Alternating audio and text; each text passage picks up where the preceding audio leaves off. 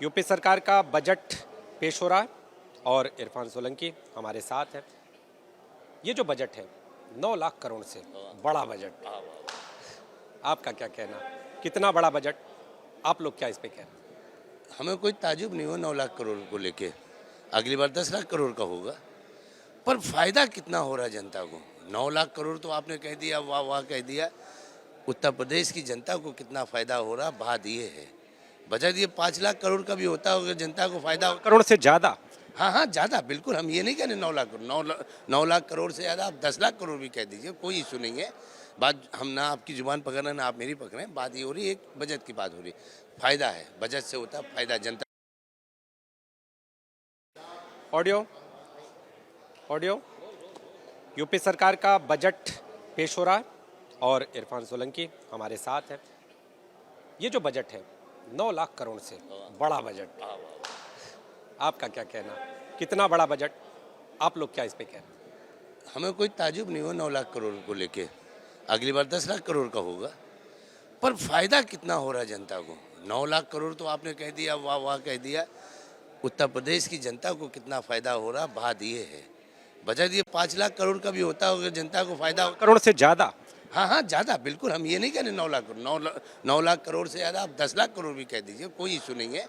बात हम ना आपकी जुबान पकड़ रहे हैं ना आप मेरी पकड़ रहे हैं, बात ये हो रही है, एक बजट की बात हो रही है। फायदा है, बजट से होता है फायदा, जनता को फायदा हो।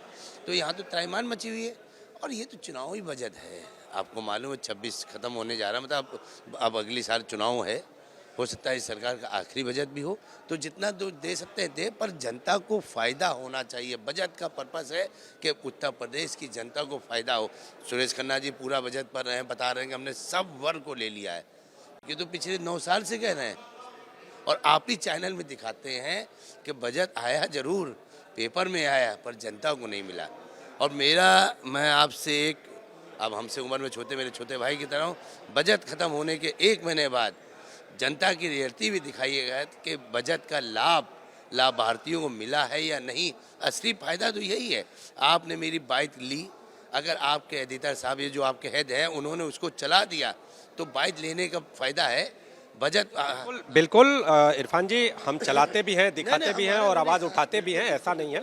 लेकिन एक सवाल ये भी है कि वित्त मंत्री बड़े शायराना हुए जा रहे हैं, अंदर पूरे शायरी वायरी पढ़ रहे हैं।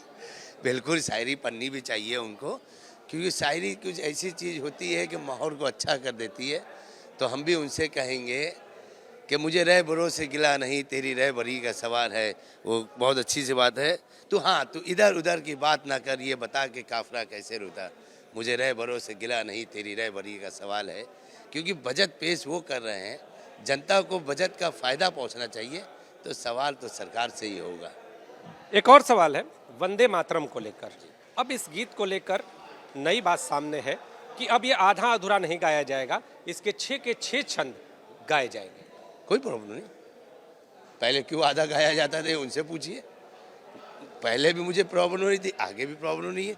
6 के 6 हों, अल्लाह करे और उसका विस्तार हो और अच्छे शब्द उसमें जोड़े जाए, मुझे उसमें कोई भी दिक्कत नहीं है। ना पहले थी, ना आज है, ना आगे कोई दिक्कत होगी। मंत्रालय का